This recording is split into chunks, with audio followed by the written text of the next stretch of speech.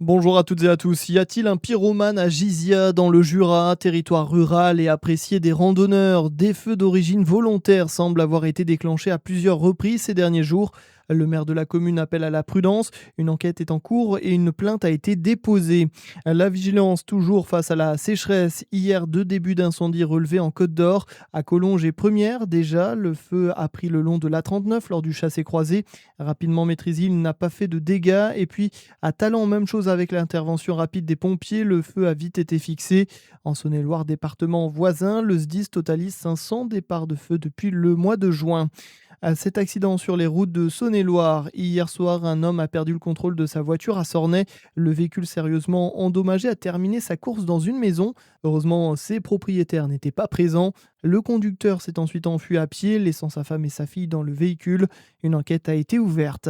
Cette bonne nouvelle maintenant, alors que certains sont peut-être sur la route des vacances, la date limite de demande de l'indemnité carburant pour les grands rouleurs a été reportée à la fin du mois. Pour rappel, cette aide est destinée aux actifs dont le revenu fiscal de référence par part est inférieur ou égal à 16 880 euros. Il faut aussi effectuer chaque jour au moins 30 km aller-retour entre son domicile et son lieu de travail.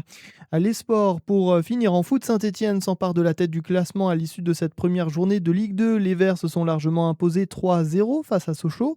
Le DFCO a fait match nul un partout contre Montpellier pour son retour en Ligue 2. À noter aussi la défaite de Nantes battue 1-0 à domicile face au Red Star. Et puis le Tour de France, la néerlandaise Demi Vollering a repris les commandes du classement général en remportant la 8e étape ce samedi à Nice.